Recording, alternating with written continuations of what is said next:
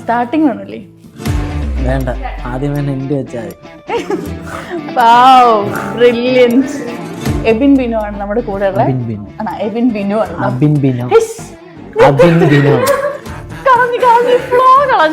വീട്ടിൽ തള്ളയുടെ വായിരിക്കുന്ന കേൾക്കാൻ തുടങ്ങി. മുടി വെട്ടടാ. ചോറ് തരാത്ത അവസ്ഥയായപ്പോൾ ഞാൻ ദേഷിച്ചു പോയി മുടി വെട്ടി. നീ എന്തുവാ കേട്ടോ? ഞാൻ അടുത്ത ക്വസ്റ്റ്യൻ നോക്കിയിരുന്നു. രോമാഞ്ചത്തിന്റെ ആളാണോ? അമ്മ പറയുന്നത് വെച്ച് കഴിഞ്ഞാൽ നമുക്കിപ്പോഴും സർക്കാർ ജോലി പറ്റുന്ന രീതിയിൽ തള്ളിയിടുക, കാലം പിടിച്ചിടുക. ശ്രീനാഥ് ഭാഷയുടെ എക്സ്പീരിയൻസ് ഇത് ബാലൻസ് എവിടത്തെയാണെന്ന് അറിയാമെന്ന് ഞാൻ പറഞ്ഞു. ഇല്ല, എനിക്കറിയത്തില്ല, അത് വിയറ്റ്നാമിലുള്ളതാണ്, ഞങ്ങൾ വയറ്റിലല്ല. ബീച്ച് ആദ്യം പറ്റിച്ചേ. ഇനി നമ്മളങ്ങനെ കിട്ടത്തില്ല പറ്റിക്കാൻ.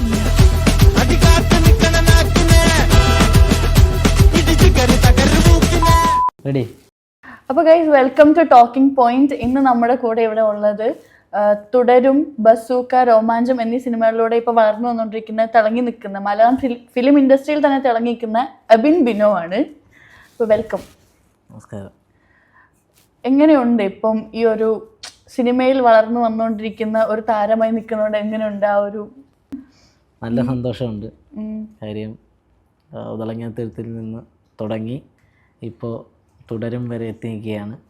അത് ഇപ്പം എല്ലാവരും ഇഷ്ടപ്പെടുന്നൊരു സിനിമയായി മാറിയിരിക്കുകയാണ് തുടരും.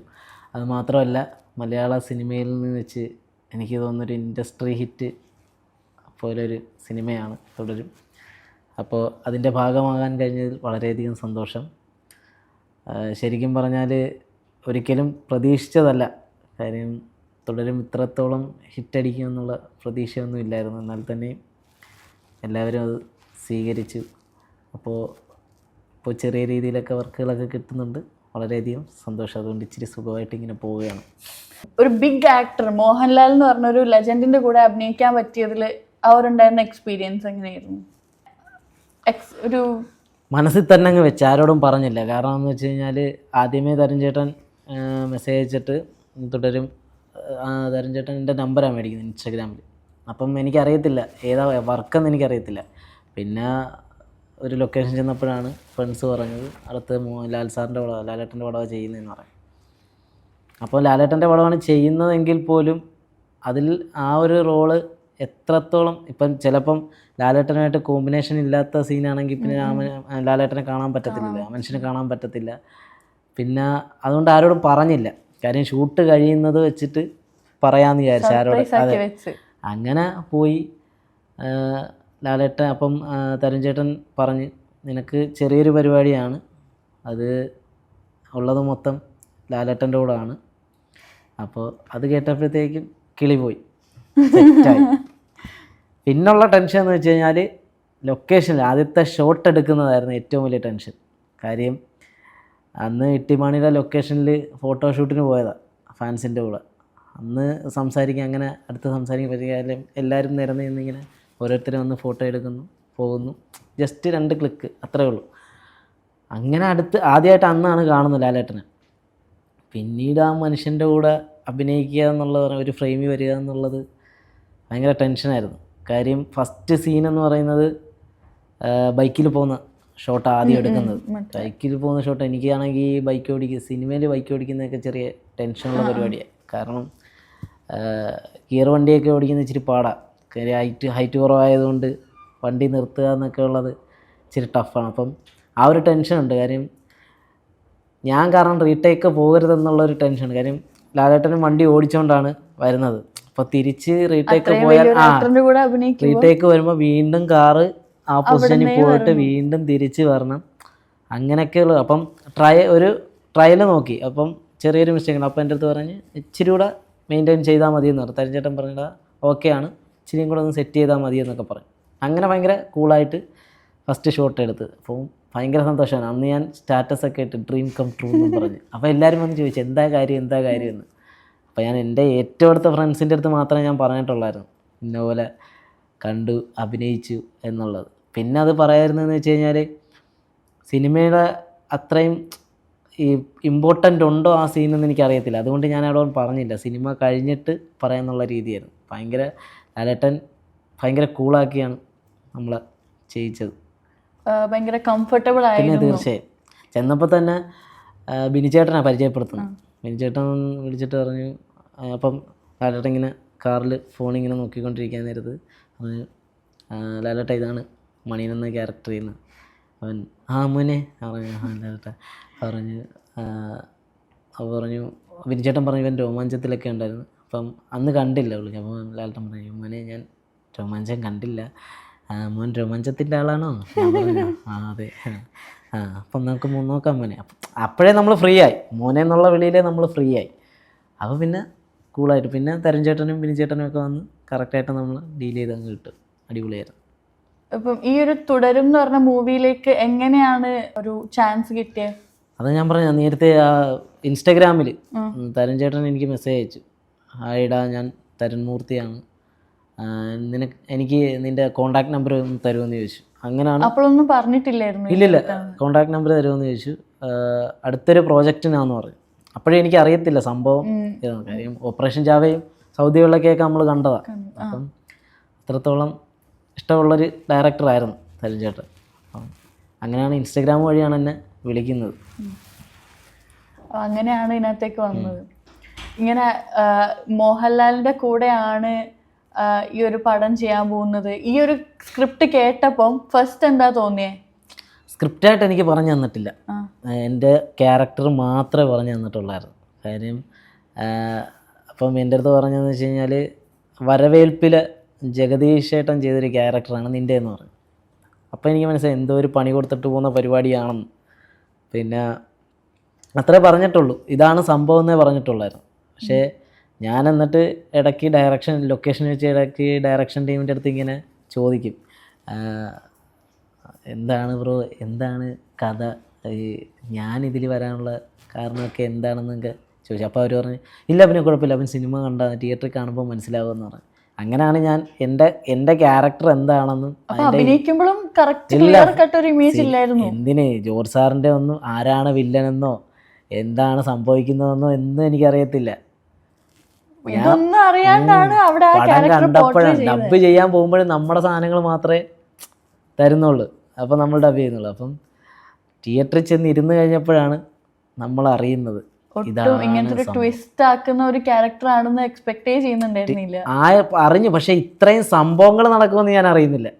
ആ ഒരു സീനിൽ അങ്ങനെ ട്വിസ്റ്റ് വന്നില്ലായിരുന്നെങ്കിൽ അതാണ് ഞാൻ പിന്നീട് ഷോക്കായി പോയി. ഞാൻ തിയേറ്ററിലങ്ങ് ഇരുന്ന് പോയി കുറച്ച് നേരത്തേക്ക്. ഇത്ര ഇമ്പോർട്ടൻറ്റ്, പിന്നെ ഭയങ്കര ഇമ്പോർട്ടൻ്റ് ആയിട്ടുള്ള റോൾ ചെറുതാണെങ്കിലും വലിയൊരു സാധനമായിരുന്നു എന്നെ സംബന്ധിച്ചിടത്തോളം. നമ്മൾ അഭിനയിച്ച സിനിമ 200 crore ക്ലബിൽ കയറി എന്ന് കേൾക്കുമ്പോൾ ഉണ്ടാവുന്ന ഒരു ഇതില്ലേ ഫീലിങ്സ്, എന്താ തോന്നി അങ്ങനെ കേട്ടപ്പം? സന്തോഷം. ഒറ്റവാക്കിൽ ഇത്ര പറയരുത്. ഒരു പ്രതീക്ഷിച്ചില്ല, ഇത്രയും അടിക്കുമെന്ന് പ്രതീക്ഷിച്ചില്ല. ഹിറ്റടിക്കുമെന്ന് അറിയാമായിരുന്നു. കാരണം കഥ അറിയത്തില്ലെങ്കിൽ പോലും ഞാൻ എല്ലായിടത്തും പറയുമായിരുന്നു വിജയിക്കും, പടം വിജയിക്കും, എല്ലാവർക്കും ഇഷ്ടപ്പെടുമെന്ന് പറയാം. പക്ഷേ ഇത്രത്തോളം വരുമെന്ന് അറിഞ്ഞില്ല. ഭയങ്കരധികം സന്തോഷമുണ്ട്. ഇനിയും കാണാത്തവർ കാണുക. 200 ഇച്ചിരി കൂടെ മേലോട്ട് ഇനിയും കയറ്റി മോഹൻലാലിൻ്റെ കൂടെ ചെയ്തു, അതുപോലെ തന്നെ ബസൂക്കയിലും മമ്മൂക്കേൻ്റെ കൂടെയും ചെയ്തു. ബസൂക്കയിലും മമ്മൂക്കേൻ്റെ കൂടെ ചെയ്തപ്പോൾ ഉണ്ടായിരുന്ന ആ ഒരു എക്സ്പീരിയൻസ് എന്തായിരുന്നു? രോമാഞ്ചം കഴിഞ്ഞിട്ട് ഞാൻ ആദ്യം ചെയ്യുന്ന പടം ബസൂക്കയാണ് ഞങ്ങളെ വിളി. ഞാനും ജോമോനും ജഗദീഷും എല്ലാവരും ചെയ്യുന്നൊരു പടം. അപ്പോൾ അതിൽ ആദ്യം പറഞ്ഞ ക്യാരക്ടർ വേറെ ആയിരുന്നു എൻ്റെ. പിന്നെ കുറച്ച് ഇമ്പോർട്ടൻസ് വരുത്താൻ വേണ്ടിയിട്ട് വേറൊരു ക്യാരക്ടർ എനിക്ക് തന്നു.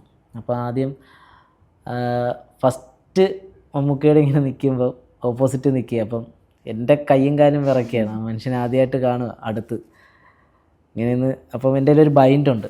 അപ്പം ചെക്കറാണ് ഞാൻ. അപ്പം പുള്ളിക്ക് സീറ്റ് പറഞ്ഞു കൊടുക്കുന്ന ഷോട്ടാണ്. അപ്പം ഞാനിങ്ങനെ ഒന്ന് എൻ്റെ കൈ കിടന്ന് വിറയ്ക്കുക, പറ്റ നിപ്പുണ്ട്. അപ്പം നമുക്കിങ്ങനെ പോക്കറ്റ് കൈ കേട്ട് അപ്പം ഡയറക്ടർ വന്ന് പറയുന്നു ശരി പോകാമെന്ന് പറഞ്ഞു.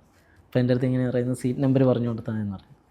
അപ്പം ഫസ്റ്റ് ടേക്ക് പോയി കഴിഞ്ഞപ്പോഴത്തേക്ക് ഒന്നുകൂടെ പോകാമെന്ന് പറഞ്ഞു. എന്നിട്ട് പോയി കഴിഞ്ഞപ്പോൾ അതിൻ്റെ ഗ്യാപ്പിൽ എൻ്റെ അടുത്ത് ഇങ്ങനെ ചോദിച്ചു നീ രോമാഞ്ചത്തിലല്ലേടാ? ഞാൻ പറഞ്ഞു ആ കൊള്ളാം, നല്ല പരിപാടിയായിരുന്നു.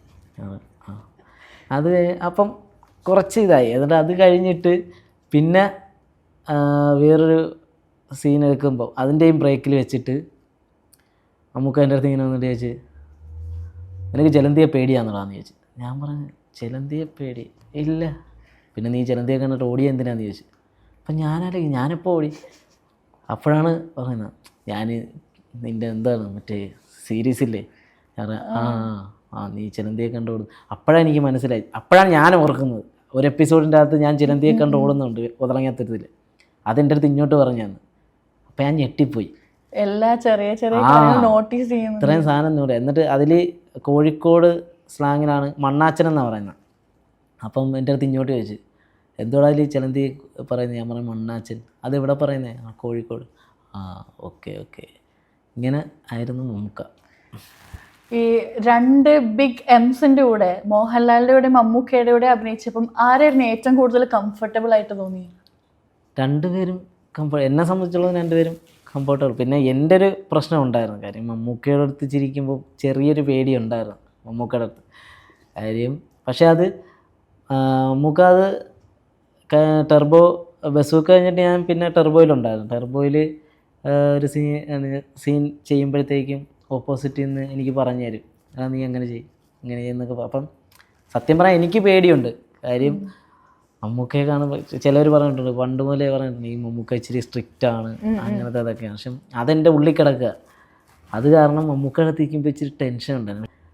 ഒരു ദിവസം എൻ്റെ അടുത്ത് ഇങ്ങനെ ചോദിച്ചു, നിൻ്റെ ബർത്ത്ഡേ നീ വിറ്റ് കാശാക്കിയല്ലേടാന്ന് ചോദിച്ചു. അപ്പം ഞാൻ പറഞ്ഞു, കാശാക്കി?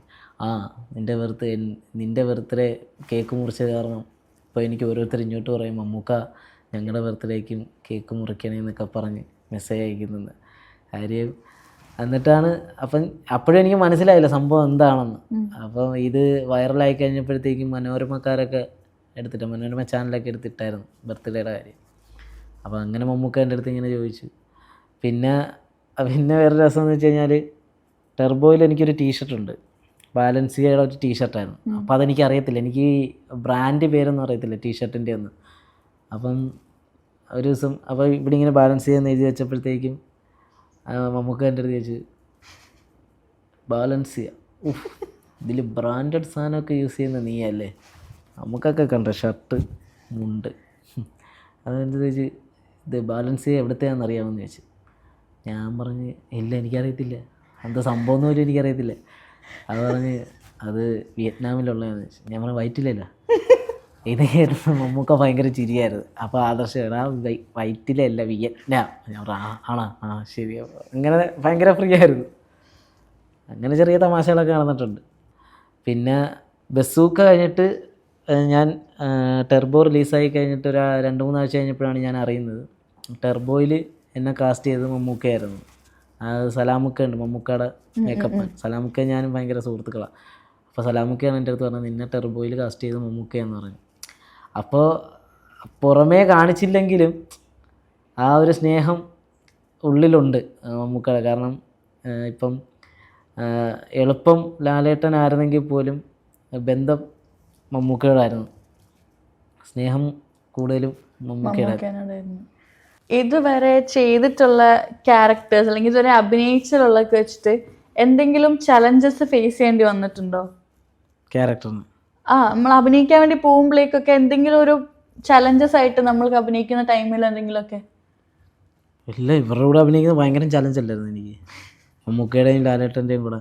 കാരണം അത്രയും ചെറിയ ഇപ്പം ന്യൂക്കമറായുള്ള എനിക്ക് പെട്ടെന്ന് തന്നെ അവരോട് കൂടെ അഭിനയിക്കുക എന്നുള്ളത് പറയുമ്പോഴത്തേക്കും അതൊരു ചലഞ്ചിങ് ആയിരുന്നു. കാരണം അത്രയും സീനിയറല്ലേ നമ്മൾ, അവരെയൊക്കെ കണ്ടാണ് നമ്മൾ വന്നത്. അപ്പം പെട്ടെന്ന് ഞാൻ ഇപ്പം എനിക്ക് തോന്നുന്നു ഞാനൊരു 3 വർഷമേ ആയിട്ടുള്ളൂ, 3-4 വർഷമായിട്ടുള്ളൂ സിനിമയിലേക്ക് വന്നിട്ട്. ആ ഒരു വർഷക്കാലത്തിൻ്റെ ഇടയ്ക്ക് മമ്മൂക്കയുടെയും ലാലേട്ടൻ്റെയും കൂടെ അഭിനയിക്കാൻ വന്നപ്പോൾ അത് ഭയങ്കര ചലഞ്ചിങ് ആയിരുന്നു. ഇനി നമ്മൾ രോമാഞ്ചത്തിലേക്ക് വരുമ്പോഴേക്കും എങ്ങനെയാണ് രോമാഞ്ചം എന്ന് പറഞ്ഞ ഒരു സിനിമയിലേക്ക് കയറിയേ?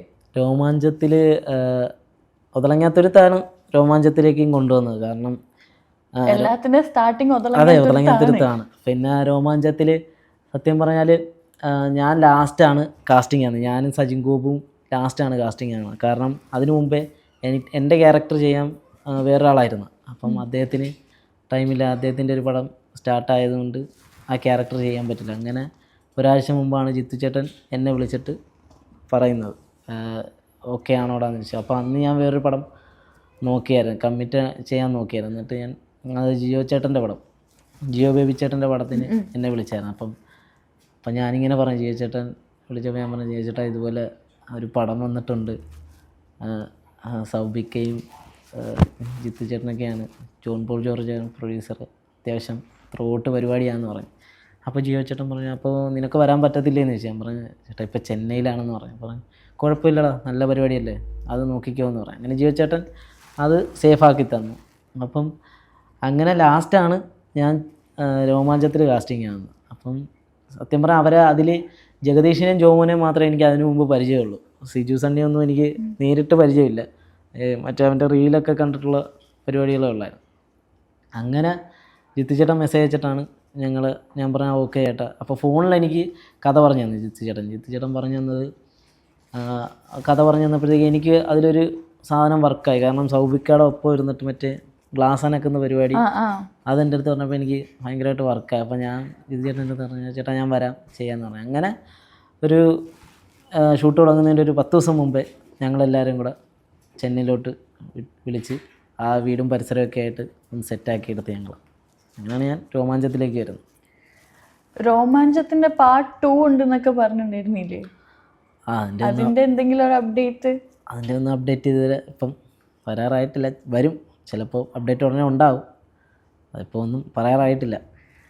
ഇപ്പം അഭിനയിച്ച എല്ലാ ഫിലിമിലൊക്കെ ഏറ്റവും കൂടുതൽ കംഫർട്ടബിൾ ആയിട്ടുള്ള ഒരു സെറ്റ് ഏതായിരുന്നു? ഭയങ്കര എൻജോയ് ചെയ്ത സെറ്റ് രോമാഞ്ചം തന്നെയായിരുന്നു. രോമാഞ്ചമാണ് ഏറ്റവും എൻജോയ് ചെയ്തത്.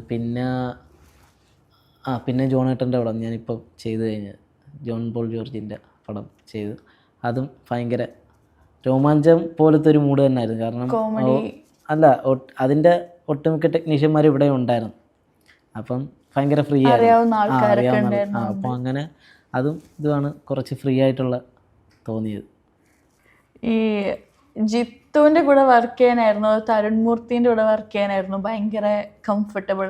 ആരായിരുന്നു ഒരു ഇതിൽ തുടരുമിൽ കുറച്ച് ദിവസം മാത്രമേ ഉള്ളൂ, 3-4 ദിവസം മാത്രമേ ഉള്ളായിരുന്നു ഷൂട്ട്. പക്ഷേ രോമാഞ്ചത്തിൽ അങ്ങനെയല്ല, ഫുള്ള് അത് ഷൂട്ടിന് മുമ്പേ തന്നെ ഞങ്ങൾ ജിത്തു ചേട്ടനുമായിട്ട് ഓക്കെയാണ്, ഞങ്ങൾ അടിപൊളിയായിരുന്നു. കാര്യം രോമാഞ്ചത്തിൻ്റെ സെറ്റ് ഞങ്ങൾ ഷൂട്ട് തുടങ്ങുന്നതിന് മുമ്പേ ആ വീട്ടിൽ തന്നെ പോയിന്ന് വോളിബോൾ കളിക്കുക.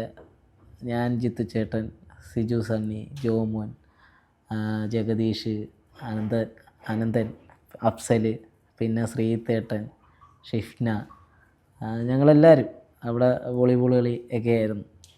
അപ്പം രണ്ടുപേരും ജിത്തു ചേട്ടൻ നമ്മളങ്ങനെ ഒരു ഡയറക്ടർ എന്നുള്ളൊരു സാധനം ഒന്നും ആ ഒരു ഇതില്ലായിരുന്നു ജിത്തു ചേട്ടൻ. കാര്യം എന്ന് വെച്ചാൽ ചേട്ടാ എന്നുള്ള എപ്പോഴും ചേട്ടാ എന്നുള്ള വിളിയാണ് നമ്മൾ. അപ്പം അങ്ങനെയാണ്, ചേട്ടൻ എന്തെങ്കിലും ഉണ്ടെങ്കിൽ വന്ന് പറഞ്ഞ് ആ ഒരു മൂഡായിരുന്നു അത്. പിന്നെ തരുൺ ചേട്ടൻ ഫ്രീ ആക്കി. തരുൺ ചേട്ടൻ അതായത് രണ്ടുപേരും ന്യൂ കമേഴ്സിനെ ഫ്രീ ആക്കും.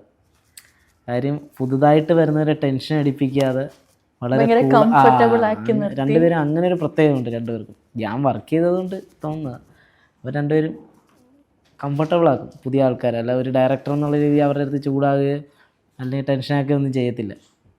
അങ്ങനെ ഒരു പ്രത്യേകതയുണ്ട്. ഈ സിനിമയിലേക്കൊക്കെ വരുന്നതിന് മുന്നേ ഒതുറങ്ങാത്തുരത്തിന് ശേഷം ചെയ്ത ഒരു സിനിമ ഉണ്ട്, സാറാസ്. വെബ് സീരീസിൽ നിന്ന് തിയേറ്ററിലേക്ക് വന്നപ്പോഴേക്കും അത് സാറാസിലൂടെയാണല്ലോ വന്നത്. അപ്പം എന്താ തോന്നിയത്? Sara's OTT റിലീസായിരുന്നു. കൊറോണ ആയതുകൊണ്ട് ആമസോണിൽ ഇറങ്ങിയ പടമാണ് സാറാസ്. അപ്പം കൊറോണ ടൈമിലാണ് ഷൂട്ട് ചെയ്യുന്നത്. അപ്പം ഇതുപോലെ അത് വേറൊരു രസമാണ്. കാര്യം ജൂഡേട്ടൻ എനിക്ക് മെസ്സേജ് അയച്ചു ഇൻസ്റ്റാഗ്രാമിൽ, ഹായ് ഞാൻ ജൂഡാണ്, പോരുന്നു എൻ്റെ കൂടെ എന്ന് ചോദിച്ചു ഒരു സിനിമയിൽ അഭിനയിക്കാൻ. ഞാൻ പറഞ്ഞ് നമ്പർ തരാൻ പറഞ്ഞു. അങ്ങനെ ഞാൻ നമ്പർ കൊടുത്ത് കഴിഞ്ഞാൽ പിറ്റേ ദിവസം ഞാൻ ഉറങ്ങിക്കിടക്കാൻ നേരത്ത് വിളിച്ച്.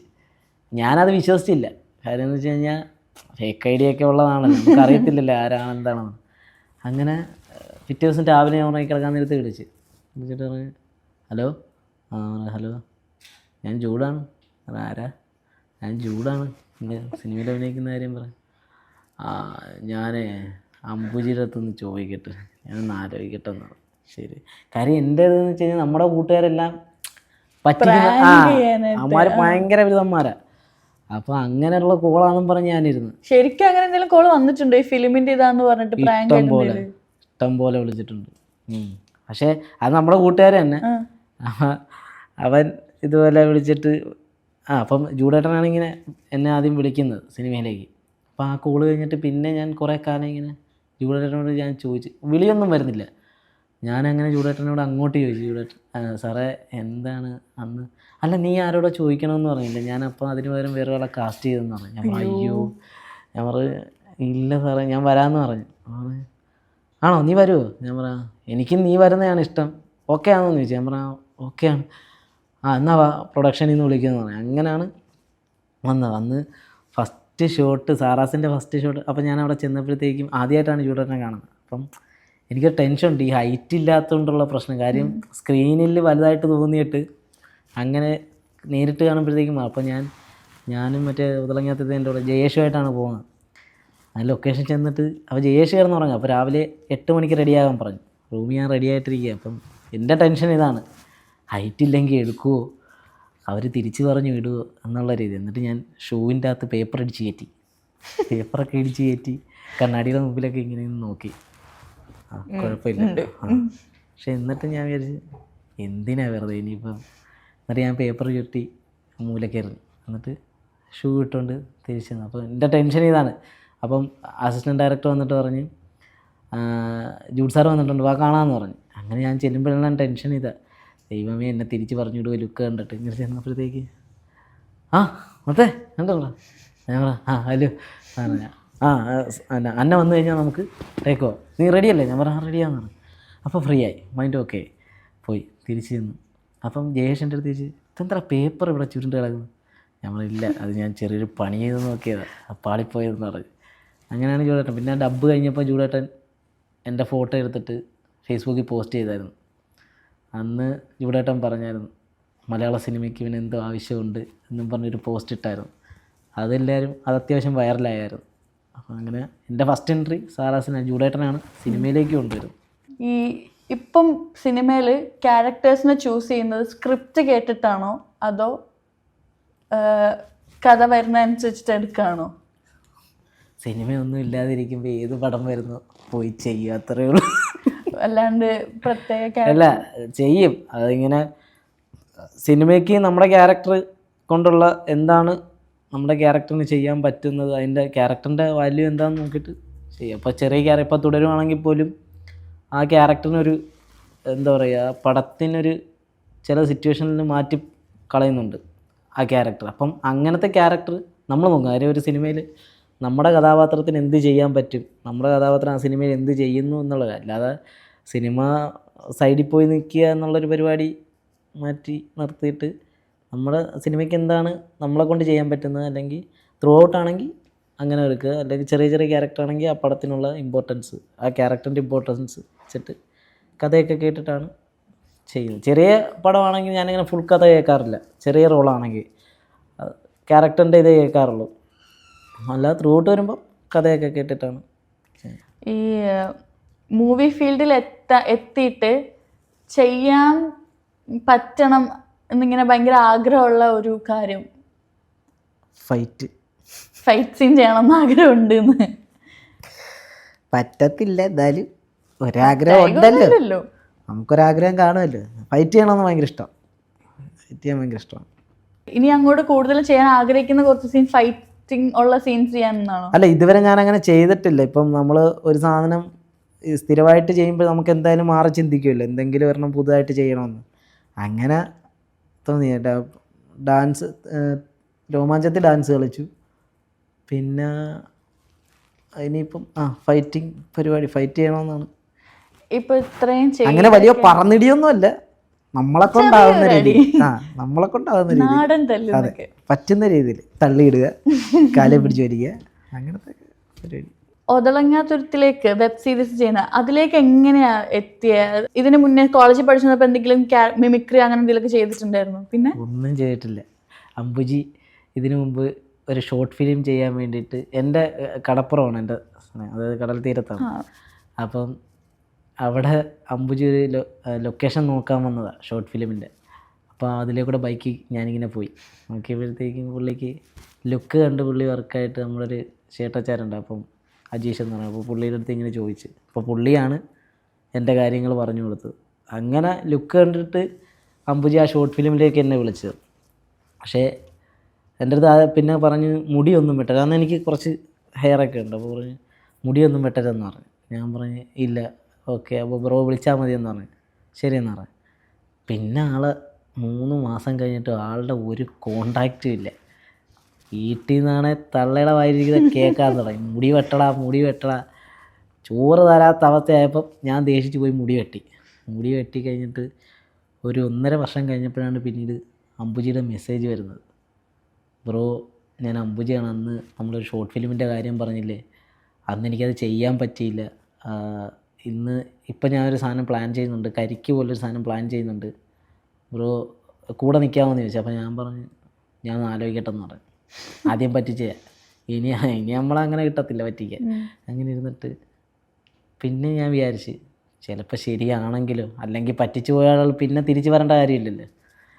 ഞാൻ പറഞ്ഞു ഓക്കെ ബ്രോ, നമുക്ക് കാണാമെന്ന് പറഞ്ഞു. അങ്ങനെ ഷൂട്ടിൻ്റെ തലേന്നാണ്, ഒതളങ്ങാതുരത്തിൻ്റെ ഷൂട്ടിൻ്റെ തലേന്ന് പുള്ളി വന്ന് മീറ്റ് ചെയ്യുന്നു, കഥ പറയുന്നു. ക്യാരക്ടറാണ് ആദ്യം പറയുന്നത്, ക്യാരക്ടറിൻ്റെ പേര് നത്തൻ എന്നാണ് ക്യാരക്ടറിൻ്റെ പേര്. അപ്പോഴെനിക്ക് മനസ്സിലായി ഞാനുമായിട്ട് അധികം വ്യത്യാസമില്ലാത്ത ക്യാരക്ടറാണ് എൻ്റെ. ഞാൻ തന്നെയാണ് എന്നുള്ള രീതി. കാര്യം നാട്ടിൻ പുറത്തുള്ള ക്യാരക്ടറാണ്, അതുപോലെ തന്നെ കൂട്ടുകാരുടെ കൂടെ ആണെന്ന് വള്ളിയൊക്കെ പിടിക്കുന്നൊരു ക്യാരക്ടർ എന്നുള്ള രീതി. അപ്പം ഞാനുമായിട്ട് വലിയ വ്യത്യാസമില്ല. അപ്പം ഞാൻ പറഞ്ഞാൽ ചെയ്യാമെന്ന് പറഞ്ഞു. അങ്ങനെയാണ് ഒതളങ്ങാതുരത്തിലേക്ക് വരുന്നത്. ഇപ്പോൾ ഈ ഒതളങ്ങാതുരം എന്ന് പറഞ്ഞ സീരീസ് അത് സിനിമയിലേക്ക് സിനിമയാവുന്നു എന്നുള്ളൊരു അപ്ഡേറ്റ് ഉണ്ടായിരുന്നല്ലോ, അതിൻ്റെ ഒരു ഇതെന്താ ഇപ്പോഴത്തെ കറണ്ട് സിനിമ ചെയ്യാൻ പോവുകയാണ്. അപ്പം അതിന് മുമ്പായിട്ട് ഇപ്പം അടുത്തൊരു സീരീസ് പരിപാടി സ്റ്റാർട്ട് ചെയ്യുന്നുണ്ട് ഒതളങ്ങാതുരത്തിൻ്റെ തന്നെ. അപ്പോൾ അതിൻ്റെ വർക്കുകൾ ഈ മാസം തുടങ്ങും, ഈ മാസം അവസാനം അതിൻ്റെ പരിപാടി തുടങ്ങും. സിനിമ ഉണ്ടാവും ഉടനെ തന്നെ. ഉണ്ടാവും. ആസാദി എന്ന് പറഞ്ഞ സിനിമയുടെ വിശേഷങ്ങളിലേക്ക് വരികയാണെങ്കിൽ, ആസാദി എന്ന് പറഞ്ഞ മൂവിനെ പറ്റി പറയാനായിട്ട് എന്താ ഒരു ത്രില്ലർ ജേണറാണ് പടം. പിന്നെ ജോർജാണ് ഡയറക്ടർ, സാഗറേട്ടനാണ് സ്ക്രിപ്റ്റ് ചെയ്തിരിക്കുന്നത്. പിന്നെ ബാസിച്ചേട്ടനാണ് മെയിൻ, ലാൽ സാറുണ്ട്, നമ്മുടെ രവീണ ചേച്ചിയുണ്ട്, പിന്നെ അഭിരാമേട്ടൻ, രാജേഷ് ശർമ്മ, ജിലു, അങ്ങനെ ഒരുപാട് ആർട്ടിസ്റ്റ് ഉണ്ട്. അപ്പം അതും ആരെയും അങ്ങനെ മോശം പറയുന്നൊരു സിനിമ ആകില്ല. കാരണം എന്നെ സംബന്ധിച്ചിടത്തോളം ഞാൻ ചെയ്യാത്തൊരു ക്യാരക്ടറാണ് അതിൽ. കാര്യം അതിൽ കോമഡി ഒന്നും ഇല്ല. അപ്പോൾ കുറച്ച് സീരിയസ് പരിപാടിയാണ്. അത് എത്രത്തോളം വർക്കായിട്ടുണ്ടെന്ന് എനിക്കറിയത്തില്ല. അപ്പം ഒരു വെറൈറ്റി അത് ക്യാരക്ടർ വ്യത്യാസം ആയതുകൊണ്ടും കഥ നല്ല രസമാണ് ആസാദിയുടെ.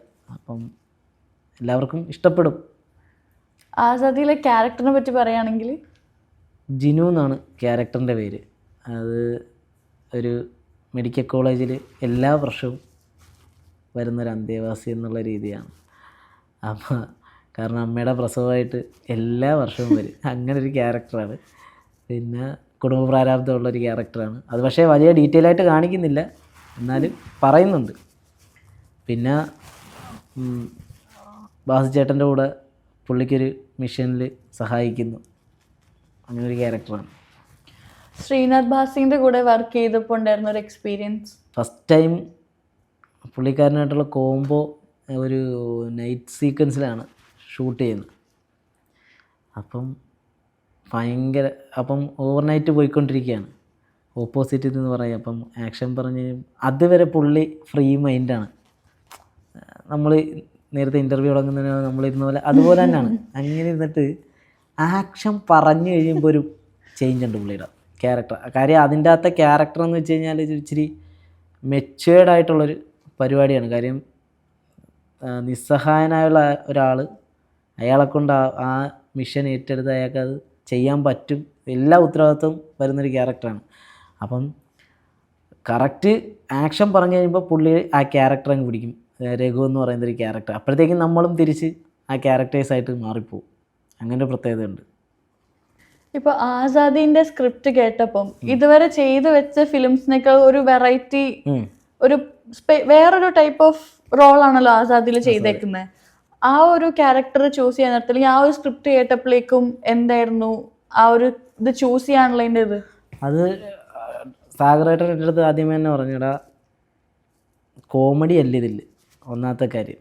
അപ്പം സെക്കൻഡ് ഹാഫൊക്കെ എന്ന് പറയുമ്പോഴത്തേക്കും ഭയങ്കര എക്സ്പ്രഷൻ പരിപാടിയുടെ ഇതാണ്. കാര്യം ഡയലോഗ്സും കുറവാണ്, എക്സ്പ്രഷൻ സാധനങ്ങളാണ് പോകുന്നത്. അപ്പം ഞാൻ കേട്ടപ്പോഴത്തേക്കും ചെറിയ ടെസ്റ്റ് പരിപാടിയൊക്കെ ഉണ്ട് അതിൽ.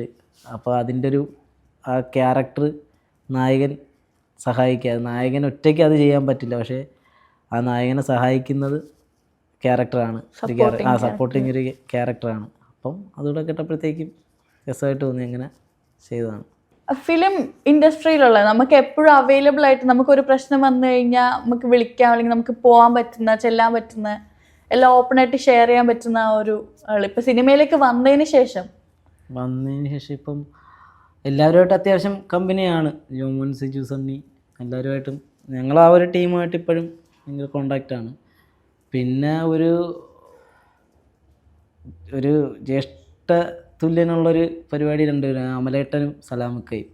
അമലേട്ടൻ മേക്കമ്മാനാണ്, സലാമുക്ക മമ്മൂക്കയുടെ മേക്കമ്മാനാണ്. അപ്പോൾ അവരോട് എനിക്ക് ഇപ്പം എന്ത് വിഷയം ഉണ്ടെങ്കിലും ഞാനത് പറയും. സിനിമ എനിക്ക് ലൈഫിൽ എന്ത് സിനിമ ബേസ് ആണെങ്കിലും അല്ലെങ്കിൽ എനിക്ക് എന്ത് പ്രശ്നം ഉണ്ടായാലും ഞാൻ അവരുടെ അടുത്ത് ആദ്യം ഷെയർ ചെയ്യും, സലാമുക്കയുടെ അടുത്ത്, അമലേട്ടൻ്റെ അടുത്ത്. ഈ തുടരുമിൽ എനിക്ക് ഞാൻ വേറൊരു പടം ചെയ്തുകൊണ്ടിരിക്കാൻ നേരത്ത് തുടരുമെന്ന് വിളിച്ചു. അപ്പം അവിടുന്ന് എന്നെ വിട്ടില്ല, പക്ഷേ ഇപ്പുറത്ത് ലാലേട്ടൻ വെയിറ്റിംഗ് ആണ്. അങ്ങനെ ഒരു സിറ്റുവേഷൻ വന്നപ്പോഴത്തേക്കും ഭയങ്കര ഞാൻ ടെൻഷനായി. കാര്യം അപ്പുറത്തെ അത്രയും മേജർ സീൻസ് ഇല്ല എൻ്റെ, അത് നമ്മൾ ഒഴിവാക്കാം. പക്ഷേ ഇപ്പുറത്ത് ലാലേട്ടൻ വെയിറ്റിംഗ് ആണ്. അപ്പോൾ ഭയങ്കര ടെൻഷനായി, എന്താകുമെന്ന് അറിയത്തില്ല. കാര്യം ചിലപ്പം ആ ക്യാരക്ടർ കട്ട് ചെയ്ത് കഴിഞ്ഞാൽ ലൈഫിൽ ഇഷ്ടപ്പെട്ടൊരു ക്യാരക്ടറാണ്. ഇപ്പം ചിലപ്പോൾ എനിക്കത് ചെയ്യാൻ പറ്റിയില്ലെന്ന് വന്നു എന്നെ തുടരും. അതിനൊരു മേജർ കാരണമായത് സലാമുക്കയും അമലേട്ടനാണ്. അവരുടെ സലാമുക്കയ്ക്ക് അത്യാവശ്യം ഇവരുമായിട്ട് ബിനു ചേട്ടനും എല്ലാവരുമായിട്ടും കോണ്ടാക്റ്റ് ഉണ്ട്. അങ്ങനെ എൻ്റെ ടെൻഷൻ കണ്ടിട്ട് സലാമുക്ക വിളിച്ചിട്ട് സെറ്റ് ചെയ്തു. ബിനു ചേട്ടനെ വിളിച്ചിട്ട് പറഞ്ഞു അത് നാളത്തേക്കൊന്ന് മാറ്റി, കാരണം ഞാൻ കോഴിക്കോടാണ്, ഈ ഷൂട്ടുകളൊക്കെ തൊടുപുഴയില്ല, അവിടുന്ന് ഇത്രയും ട്രാവൽ ചെയ്ത് വരണം, ലാലേട്ടനും വെയിറ്റിംഗ് ആണ്. അങ്ങനെ സലാമുക്ക അന്ന് കോഴിക്കോട് എൻ്റെ കൂടെ ഉണ്ടായിരുന്നിട്ട് സലാമുക്ക അമലേട്ടനും കൂടെ ഉച്ചയ്ക്ക് അവിടെ നിന്ന് ഇറങ്ങി. പക്ഷേ അവർ രാത്രി വീടെത്തുന്നത് വരെ അവരെന്നെ വിളിച്ചുകൊണ്ടിരിക്കുകയാണ്, എന്തായി നിനക്ക് ടെൻഷൻ ഉണ്ടോ, നീ ടെൻഷൻ അടിക്കണ്ട, അതൊക്കെ നമ്മൾ സെറ്റ് ചെയ്യാം എന്നുള്ള രീതിയിൽ അവർ കറക്റ്റായിട്ട് അത് ഡീൽ ചെയ്ത് ആ ഷൂട്ട് എന്നെ പിറ്റേ ദിവസത്തേക്കാക്കി അവിടെ നിന്നെ വിട്ട്. പിന്നെ ഞാൻ പിറ്റേ ദിവസം ഓടി ഇവിടെ വന്നപ്പോൾ തരും ചേട്ടൻ, നീ വന്നോ, നിനക്ക് വേണ്ടി ലാലേട്ടനൊക്കെ വെയിറ്റിംഗ് ഒക്കെ ആയിരുന്നു. ഞാൻ പറഞ്ഞു അയ്യോ, ഞാൻ കേട്ടപ്പോഴത്തേക്കും ഇല്ല കുഴപ്പമില്ലടാ, പിന്നെ മഴയും കൂടെ ആയിരുന്നതുകൊണ്ട് നമുക്ക് ചെയ്യാൻ പറ്റിയില്ല, അതും കൂടെ നമ്മുടെ ഭാഗ്യമായിരുന്നു എന്നുള്ള രീതി. സലാമുക്ക അമലേട്ടനും ജ്യേഷ്ഠ തുല്യന്മാരുടെ സ്ഥാനമാണ്. സിനിമാ വിശേഷങ്ങളിൽ നിന്ന് നമുക്ക് നാട്ടിലേക്കൊന്ന് പോവാണെങ്കിൽ കൊല്ലത്തല്ലേ വീട്? കൊല്ലം കരുനാഗപ്പള്ളിയിൽ, ആലപ്പാട് പഞ്ചായത്തിൽ വെള്ളനാതുരത്ത്. കരുനാഗപ്പള്ളി എനിക്കറിയാം, ഞാൻ കരുനാഗപ്പള്ളിക്കാരിയാണ്. കൊല്ലത്ത് നാട്ടുകാരെ പറ്റിയിട്ട് പറയുമ്പോഴേക്കും എല്ലാവരും പറയുന്നത് കേട്ടുന്നൊരിതുണ്ട്, ലേസിന്റെ പാക്കറ്റിന്റെ പേരും പറഞ്ഞ് വരെ അടിയുണ്ടാക്കുന്ന ആൾക്കാരാണെന്ന്. കൊല്ലംകാരെന്ന് പറയുമ്പോൾ തന്നെ അങ്ങനെ ഒരു ടോക്കാണ് എല്ലാവരും പറയുന്നത്. ഇപ്പൊ നമ്മൾ റീൽസ് ഒക്കെ എടുത്ത് നോക്കുമ്പോൾ തന്നെ കാണാണ്ടല്ലോ, കൊല്ലത്തെ പറ്റി പറയുമ്പോഴേക്കും ഈ അടി ഉണ്ടാക്കുന്ന ആൾക്കാര്, ഒന്ന് പറഞ്ഞ രണ്ടാമത്തേന് അടിക്കാൻ വരുന്ന ആൾക്കാർ എന്നൊക്കെ ഉള്ളൊരു സാധനമാണല്ലോ കൊല്ലംകാരെ പറ്റി. അപ്പൊ ഈ ഫിലിമിന്റെ സെറ്റൊക്കെ ഇരിക്കുമ്പോഴേക്കും അങ്ങനത്തെ ഒരു ഇത് പറയാറുണ്ടോ? അങ്ങനെ ഒരു ഇത് എല്ലാ സെറ്റിലും ഒന്നുമില്ല, ചിലടത്ത് ആദ്യം കാര്യം കൂട്ടുകാർ ഫ്രണ്ട്സ് തമ്മിൽ ഇങ്ങനെ തമാശ പറയുമ്പോഴത്തേക്കും പറയും, അങ്ങനെയുള്ള ഇതുണ്ട്. കൊല്ലം ഫ്യൂരി എന്നുള്ള രീതിയിൽ ഇങ്ങനെ പറയും. പക്ഷേ അങ്ങനെ എല്ലാ കാര്യത്തിനും അടിയിടാനാണെങ്കിൽ കൊല്ലത്ത് പിന്നെ ആൾക്കാർ കാണത്തില്ലല്ലോ. കൊല്ലംകാരുടെ പ്രത്യേകത എന്ന് വെച്ച് കഴിഞ്ഞാൽ സ്നേഹമാണ്. സ്നേഹിക്കും. മമ്മൂക്കാർ പറഞ്ഞിട്ടുണ്ട്, ഏറ്റവും നല്ല മീൻ കിട്ടുന്നതും ഏറ്റവും നല്ല മനുഷ്യരുള്ളത് കൊല്ലത്താണ്. അത് അപ്പം ഓൾറെഡി നമുക്കത് മനസ്സിലാവും. കാര്യം പുറത്തുനിന്ന് ചിലപ്പോൾ പുറത്തുനിന്ന് വരുന്നവരായിരിക്കും വിഷയം ഉണ്ടാക്കുന്നത്. പക്ഷേ അത് എവിടെ ആർക്ക് കിട്ടും? കൊല്ലക്കാർക്ക് കിട്ടും. വിഷയം ഉണ്ടാക്കാൻ എല്ലാ നാട്ടിലും ഉണ്ടാവും പ്രശ്നം പിന്നെ ഉണ്ടാക്കുന്ന തീർച്ചയായും ആൾക്കാര്. പ്രശ്നമില്ലാത്ത നാടകമാണ്. ഇതിനെക്കാട്ടി വലിയ പ്രശ്നങ്ങൾ പല സ്ഥലത്തും നടക്കുന്നുണ്ട്. പക്ഷേ ഇപ്പോൾ ഒരു ഫേസ്ബുക്കിലൊരു അടി, ഇപ്പം പൊറോട്ട ഇട്ടാത്തിന് അടി കിട്ടി, അടി നടന്നു എന്ന് നോക്കിയാൽ ആദ്യം നോക്കുന്ന എവിടെന്നറിയാം? സ്ഥലം ഏതാണ്. കൊല്ലംകാരാണെങ്കിൽ ആ രീതിക്ക് കമൻ്റ് ഇടുക, അതൊക്കെയാണ് ചിലരുടെ വിനോദം. പക്ഷെ അങ്ങനെ കൊല്ലത്ത് അങ്ങനെ പ്രശ്നമൊന്നും അത് എന്താ പറയുക, ഇങ്ങനെ പ്രശ്നം ഉണ്ടാക്കുന്നത് നമ്മുടെ ഹാർപ്പിക്കിന്റെ പരസ്യത്തിലൊക്കെ ഈ ചാകാത്ത അങ്ങനത്തെ സാധനങ്ങളാണ്. അതിന് ഈ ഹാർപ്പിക്ക് എന്ത് വിഷം ഒഴിച്ചാലും അതൊന്നും ചാകത്തില്ല. അങ്ങനത്തെ ആൾക്കാരാണ് ഈ പ്രശ്നം ഉണ്ടാക്കുന്നത്. എന്നിട്ട് അവസാനം വന്നു വീഴുന്നത് മൊത്തത്തിലുള്ള ഒരു ഇതിന്. അത്രേ ഉള്ളൂ. ചെറുപ്പത്തിലൊക്കെ ഈ സിനിമ ഭ്രാന്ത് ഉണ്ടായിരുന്നു ഭയങ്കരമായിട്ട്. അതായത് സ്കൂളിൽ പഠിക്കുന്ന ടൈമിലൊക്കെ ക്ലാസ് കട്ട് ചെയ്ത് സിനിമയ്ക്ക് പോവുക, അങ്ങനെയൊക്കെ ഉണ്ടായിരുന്നോ? ക്ലാസ് കട്ട് ചെയ്ത് ഞാൻ സിനിമയ്ക്ക് പോയിട്ടില്ല. പക്ഷേ സ്കൂളിൽ വെച്ച് പോയിട്ടില്ല. ക്ലാസ് കട്ട് ചെയ്ത് സിനിമയ്ക്ക് പോയിട്ടില്ല. കോളേജ് വെച്ചിട്ട് പോയിട്ടുണ്ട്. പിന്നെ ചെറുപ്പം മുതലേ ഉണ്ട് സിനിമാ പ്രാന്ത് ഉണ്ടായിരുന്നു. ചെറുപ്പം ഞാൻ ഫസ്റ്റ് കാണുന്ന പടം എനിക്ക് തോന്നുന്നു നരസിംഹമാണെന്ന് തോന്നുന്നു. നരസിംഹം രാവണപ്രഭു, അതേതാണ് ഫസ്റ്റ് കാണുന്ന പടം. പിന്നെ ഞാൻ തിയേറ്ററിൽ ഫാമിലിയായിട്ട് പോയിരുന്നിട്ട് കരുമാടിക്കൂട്ടം കണ്ട് ഭയങ്കര കരച്ചിലൊക്കെ ആയിരുന്നു. കരച്ചിലായി അമ്മയെ പിന്നെ എന്നെ എടുത്ത് തിയേറ്ററിന് വെളിയിലോട്ട് വന്ന് ഐസ്ക്രീമും കപ്പലിൻ്റെ അതിൽ മണിച്ചേട്ടനെ പട്ടിയിട്ട് ഓടിക്കുന്ന സീൻ കണ്ടിട്ട് ഭയങ്കര കരച്ചിലായിരുന്നു ഞാൻ. അങ്ങനെ അത്രത്തോളം ഉണ്ടായിരുന്നു. ഭയങ്കര അഭിനയത്തോട് ഭയങ്കര ക്രൈസായിരുന്നു. പിന്നെ ചെറുപ്രായത്തിലൊക്കെ ഇങ്ങനെ മിമിക്രി കാണിക്കുക, അങ്ങനത്തെ പരിപാടിയൊക്കെ ഉണ്ടായിരുന്നു. ഈ സിനിമയിലേക്കൊക്കെ വന്നതിന് ശേഷം ലൈഫിൽ വന്ന ഒരു ചേഞ്ച് എന്താ? ഫോട്ടോ എടുക്കാനൊക്കെ ആൾക്കാർ വരുന്നുണ്ട്, സെൽഫീസ്, പിന്നെ കോളേജ് പരിപാടികൾ, പിന്നെ ക്ലബിലൊക്കെ വിളിക്കാറുണ്ട്. അനുമോദനങ്ങൾ ഒരുപാട് കിട്ടിത്തുടങ്ങി. അത്രയേ ഉള്ളൂ, അല്ലാതെ വേറെ ചേഞ്ചൊന്നും വന്നിട്ടില്ല. ഇപ്പോഴത്തെ ലൈഫായിരുന്നോ അതോ കുറച്ച് ഈ സിനിമയിൽ വരുന്നതിന് മുന്നേ ഫെയിമൊക്കെ ആവുന്നതിന് മുമ്പ് ഉണ്ടായിരുന്ന ഒരു ലൈഫായിരുന്നു ഏറ്റവും കൂടുതൽ ഇഷ്ടം, എൻജോയ് ചെയ്ത ഇഷ്ടം? ഇപ്പൊ എല്ലാവരും ഭയങ്കര ഫോട്ടോ എടുക്കാൻ അല്ല, അതുകൊണ്ടല്ല. കാരണം എന്ന് വെച്ച് കഴിഞ്ഞാൽ ഇപ്പം കൈ കാശൊക്കെ വരാൻ തുടങ്ങി. ഇതിനു മുമ്പ് പണിക്കും പോകത്തില്ല, PSCക്ക് പോകുന്നതും പറഞ്ഞ് വീട്ടിൽ നിന്ന് ഇറങ്ങും, എന്നാൽ ക്ലാസ്സിലും കയറത്തില്ല, കോളേജിൽ പഠിക്കാൻ പോയി, സപ്ലിയും മേടിച്ച് തിരിച്ചു വന്ന്, അങ്ങനെ വീട്ടിൽ പണിക്കൊന്നും പോകാതിരിക്കുകയായിരുന്നു കുറേ കാലം. അങ്ങനെ കടൽ പണിക്ക് പോയി തുടങ്ങി. അങ്ങനെ ഇരിക്കുമ്പോൾ എന്തായാലും ഇതിപ്പം ഈ ലൈഫ് കുറച്ചുകൂടെ ഇഷ്ടപ്പെടുന്നുണ്ട്. സുഖമുണ്ട്, പിന്നെ ചെറിയ സുഖമുണ്ട്. നാട്ടിലത്തെ ആൾക്കാരുടെ ഇപ്പോഴത്തെ റെസ്പോൺസ് എന്താ? ഇല്ല, അങ്ങനെ ഒരു സെലിബ്രിറ്റി ലൈഫ് നാട്ടിലില്ല എനിക്ക്. കാരണം എല്ലാവരും ചെറുപ്പം മുതലേ ഞാനിങ്ങനെ നാട്ടിൽ പരിപാടിക്കൊക്കെ പങ്കെടുക്കും. അപ്പോൾ ഓൾറെഡി അവർക്കറിയാം നമ്മൾ. പക്ഷേ സിനിമാ നടൻ എന്നുള്ള ലേബൽ വന്നതിന് ശേഷം അങ്ങനെ ഇപ്പം വലിയ കാര്യം അങ്ങനെ ഒന്നുമില്ല, സെലിബ്രിറ്റി ലൈഫില്ല. പിന്നെ പടം കണ്ടു കഴിയുമ്പോഴത്തേക്കും പറയും, എല്ലാവരും പടം കാണും, ഏത് പടം ഇറങ്ങിയാലും നാട്ടുകാർ പോയി കാണും, കണ്ടിട്ട് പറയും. ഇപ്പം തുടരും ഇറങ്ങിക്കഴിഞ്ഞപ്പോഴത്തേക്കും അവിടെ ഞങ്ങളുടെ അടുത്തുള്ളൊരു കുടുംബശ്രീ ടീം 11 പേര് അമ്മമാർ പോയി സിനിമ കണ്ട്. അവരും തിയേറ്ററിൻ്റെ ഫ്രണ്ടിൽ നിന്നിട്ട് പറയുന്നു, നത്തി ഞങ്ങളെ നാട്ടുകാരനാണ്, ഞങ്ങളെ സിനിമ കാണാൻ വന്നതാണ് എന്നൊക്കെ പറഞ്ഞ് അവർ പോയി കണ്ടു. അങ്ങനെ സെലിബ്രിറ്റി ലൈഫ് അങ്ങനെ ഇല്ല നാട്ടിൽ. ഞാൻ കൂളായിട്ട് ഇറങ്ങി നടക്കും, അവരും എന്നെ അങ്ങനെയാണ് നോക്കുന്നത്. കാര്യം അവരും കൂടെ അങ്ങനെ ആക്കിക്കഴിഞ്ഞാൽ എനിക്ക് പറ്റൂല, ബുദ്ധിമുട്ടാണ്. അപ്പം പിന്നെ രാവിലെ അവിടെ ചുമ്മാ ഇരിക്കുക, ചീട്ട് കളിക്കുക, പിന്നെ ഉച്ചയ്ക്ക് ചോറുണ്ണുക, തിരിച്ച് വരിക, വൈകിട്ട് ക്രിക്കറ്റ് കളിക്കുക, ഫുട്ബോൾ കളിക്കുക, അതൊക്കെ തന്നെ പരിപാടി. ഇപ്പൊ ഈ സിനിമയിലൊക്കെ അഭിനയിച്ചു കഴിഞ്ഞ ഒരു സിനിമാ നടനായി മോൻ അത്യാവശ്യം പൈസയൊക്കെ ഉണ്ടാക്കാൻ തുടങ്ങിയത് അപ്പോൾ അമ്മ എന്താ പറയുന്നത്? ഇപ്പോൾ അമ്മ പറയുന്നതെന്ന് വെച്ച് കഴിഞ്ഞാൽ അമ്മയ്ക്ക് ഇപ്പോഴും സർക്കാർ ജോലി വേണമെന്നുള്ളതാണ് എല്ലാ വീട്ടിലും. അതെ, തീർച്ചയായും. കാര്യം ഞാൻ ഏറ്റവും കൂടുതൽ പറ്റിച്ചിട്ടുള്ള എൻ്റെ വീട്ടുകാരെ, അച്ഛനും അമ്മയൊക്കെയാണ് ഞാൻ ഏറ്റവും കൂടുതൽ പറ്റിച്ചിട്ടുള്ളത്. പിന്നെ ഞാൻ +2 കഴിഞ്ഞിട്ട് അഡ്മിഷൻ എടുക്കാൻ വേണ്ടി വേറൊരു കോളേജ് MSM കോളേജിൽ എനിക്ക് അഡ്മിഷൻ കിട്ടി. അപ്പോൾ അന്ന് എന്തോ ഒരു ചെല്ലാനെങ്ങാണ്ട് അടയ്ക്കാത്തത് കൊണ്ട് അവിടുത്തെ അഡ്മിഷൻ ബ്ലോക്കായി. പിന്നെ എനിക്ക് DB കോളേജിലാണ് അഡ്മിഷൻ ഞാൻ എടുക്കാൻ വേണ്ടി നടന്നത്. അപ്പോൾ സ്പോട്ട് അഡ്മിഷനൊക്കെ പോയി. പിന്നെ എന്നിട്ട് ഞാൻ പിന്നെ മലയാളത്തിൽ +2 ഞാൻ സെക്കൻഡ് ലാംഗ്വേജ് ഹിന്ദി എടുത്ത ഞാൻ ഡിഗ്രിക്ക് BA മലയാളം എടുത്ത്. കാരണം മലയാളം ഇഷ്ടമായിരുന്നു, പിന്നെ മലയാളത്തിനാണ് അവിടെ സീറ്റ് ഒഴിവുണ്ടായിരുന്നത്. അങ്ങനെ പോയി മലയാളം എടുത്ത്. അപ്പോൾ മലയാളം ക്ലാസ്സിന് പോയപ്പോഴത്തേക്കും പിന്നുള്ളൊരു ആശ്വാസം എന്ന് വെച്ച് കഴിഞ്ഞാൽ മലയാളമാണല്ലോ, ടെൻഷൻ അടിക്കുന്നൊന്നും എന്തെങ്കിലും. പക്ഷേ ഇംഗ്ലീഷ് തന്നെ 2-3 പേപ്പർ ഉണ്ടായിരുന്നു. അതും പോരാഞ്ഞിട്ട് സംസ്കൃതവും കൂടെ അവിടെ നിന്ന് പണി പാളി തുടങ്ങി. പിന്നെ പിന്നെ ലംസംഗ്രാൻഡൊക്കെ, അതായത് ലംസംഗ്രാൻഡ് കിട്ടുമായിരുന്നു, അത് സ്റ്റൈവൻ്റെയൊക്കെ കിട്ടും. അത് ഞാൻ അതൊക്കെ മുക്കി. പിന്നെ എന്നിട്ട് കോളേജിൽ പഠിപ്പിക്കാൻ വീട്ടുകാരെ പറ്റിക്കും. പിന്നെ അത്രേ ഉള്ളായിരുന്നു കാര്യം. ക്ലാസ്സിൽ അങ്ങനെ കയറില്ല, ഇഷ്ടപ്പെട്ട ടീച്ചർമാരുടെ ക്ലാസ്സുകളിൽ മാത്രമേ കയറുള്ളൂ. പിന്നെ അങ്ങനെ PTA മീറ്റിങ്ങിനൊക്കെ ഞങ്ങൾ ക്ലാസ്സിൽ 5 ആൺപിള്ളേരെ കണ്ടേ ഉള്ളായിരുന്നു മലയാളത്തിന്. 38 പെൺകുട്ടികളുണ്ടായിരുന്നു. അപ്പം അതിൽ 2 അവന്മാർ കറക്റ്റായിട്ട് ക്ലാസ്സിന് കയറി പഠിക്കുകയൊക്കെ ചെയ്യും. ഞങ്ങൾ 3 പേരുണ്ടായിരുന്നു, 3-4 പേരുണ്ടായിരുന്നു. അങ്ങനെ ടീച്ചർ PTA മീറ്റിംഗ് വന്നപ്പം ഗീത ടീച്ചർ പറഞ്ഞ്, PTA മീറ്റിങ്ങിന് വേറെ 6 അമ്മമാർ വന്നില്ലെങ്കിലും നിങ്ങളെ 4 പേരുടെ അമ്മമാർ വരണമെന്ന് പറഞ്ഞു. അങ്ങനെ വന്ന് എനിക്കറിയാം, കാരണം എൻ്റെ അമ്മ എത്രത്തോളം 10 ആളിൻ്റെ മുമ്പിൽ എന്നെക്കുറിച്ച് തുറന്നടിക്കും. കാര്യം എൻ്റെ സ്വഭാവം എന്താണെന്ന് ഞങ്ങളമ്മ ആരെയും നോക്കത്തൊന്നുമില്ല, അതൊക്കെ പറയും. ചില അമ്മമാരങ്ങനെയല്ല, PTA മീറ്റിങ്ങിനൊക്കെ വന്നു കഴിഞ്ഞാൽ മക്കളെ കുറ്റം പറയത്തില്ല. കാര്യം ബാക്കിയുള്ളവരുടെ അമ്മമാരുടെ മുന്നിൽ നമ്മളെ മക്കൾ. പക്ഷെ എൻ്റെ അമ്മ അങ്ങനെയല്ല. അയ്യോ, +2 പഠിക്കാൻ നേരത്ത് ഇതുപോലെ PTA മീറ്റിങ്ങിന് വിളിച്ചപ്പോഴത്തേക്കും ഇന്ന ദിവസം PTA മീറ്റിംഗ് എല്ലാവരും പറഞ്ഞു, ഇല്ലെങ്കിൽ ഓഫീസിൻ്റെ ഫ്രണ്ടിൽ നിർത്തുമെന്ന് പറയും. അപ്പം ഞാൻ തലേന്ന് കൊച്ചുള്ളിയൊക്കെ എടുത്ത് പനി വരാൻ വേണ്ടി വെച്ചിട്ട് കിടന്നുറങ്ങി.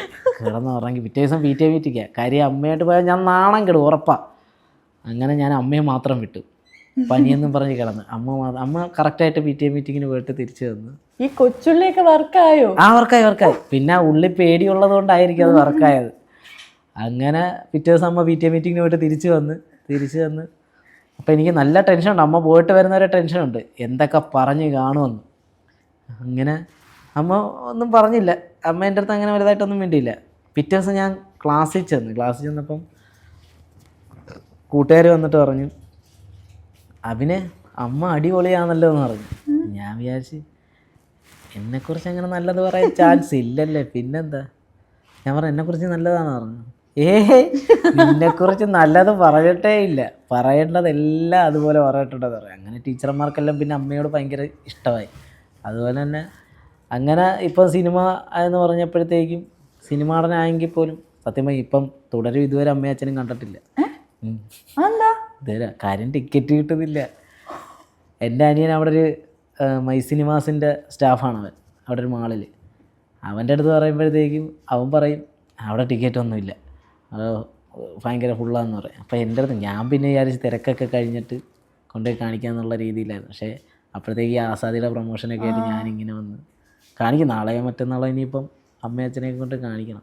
അച്ഛൻ ഭയങ്കര എൻ്റെ അടുത്ത് അങ്ങനെയൊന്നും പറയത്തൊന്നുമില്ല. അമ്മയെപ്പോലല്ല അച്ഛൻ അങ്ങനെ ചെറുപ്പം മുതലേ എൻ്റെ അടുത്ത് നീ അത് ചെയ്യരുത്, നീ ഇത് ചെയ്യരുത്. ചില അച്ഛന്മാരൊക്കെ ഭയങ്കര സ്ട്രിക്റ്റ് അല്ലേ, ഇവിടെ അങ്ങനെയൊന്നുമില്ല. എൻ്റെ അടുത്ത് അങ്ങനെയൊന്നും പറഞ്ഞിട്ടില്ല. കാര്യം അറിയായിരിക്കും, എന്തെങ്കിലുമൊക്കെ ആയി തീരുമെന്ന് അറിയായിരിക്കും. അതെ, സ്വന്തം മക്കളുണ്ടോന്നൊരു വിശ്വാസം ഉണ്ടല്ലോ. അമ്മയ്ക്കും സന്തോഷമൊക്കെയാണ്. പിന്നെ ഇതാണ് പ്രശ്നം. പിന്നെ ഇപ്പോഴും എൻ്റെ ചെറിയ കുരുത്തക്കേടൊക്കെ ഉണ്ട്. അങ്ങനത്തെ പരിപാടിയൊക്കെയാണ്. ഇനി വരുന്ന കുറച്ച് അപ്കമിങ് പ്രൊജക്ട്സ് ഇല്ലേ, അതൊക്കെ അതിനെപ്പറ്റിയൊക്കെ എന്താ പറയാനുള്ള, ആ ഒരു ഫിലിമിനെ പറ്റിയൊക്കെ? ഇനിയിപ്പം ഷൈനികമായിട്ട് അഭിനയിച്ച ഹാല് വരുന്നുണ്ട്. പിന്നെ ജോൺ പോൾ ജോർജിൻ്റെ ജോണേട്ടൻ്റെ സിനിമ വരുന്നുണ്ട്. ടൈറ്റിലൊന്നും അനൗൺസ്മെൻ്റ് ആയിട്ടില്ല. പിന്നെ പെണ്ണ് കേസ് വരുന്നുണ്ട്. അങ്ങനെ കുറച്ച് അത്യാവശ്യം നല്ല പരിപാടികൾ വരുന്നുണ്ട്. കഴിഞ്ഞു നമ്മുടെ ക്വസ്റ്റ്യൻസ് ഒക്കെ കഴിഞ്ഞു. ടെൻഷൻ ഫ്രീ ആയോ? എപ്പോഴേ ഇനി വൈൻഡപ്പാണ്. അപ്പോൾ എല്ലാവരും ഇതുവരെ തന്ന സപ്പോർട്ട് പ്രാർത്ഥനയും ആസാദിയിൽ കൂടെ ഉണ്ടാവണം. അപ്പോൾ എല്ലാവരും തിയേറ്ററിൽ തന്നെ പോയി കാണുക. കണ്ടവർ കാണാത്തവരോട് പറയുക, അവരും പോയി കാണട്ടെ. എല്ലാവരും കാണുക.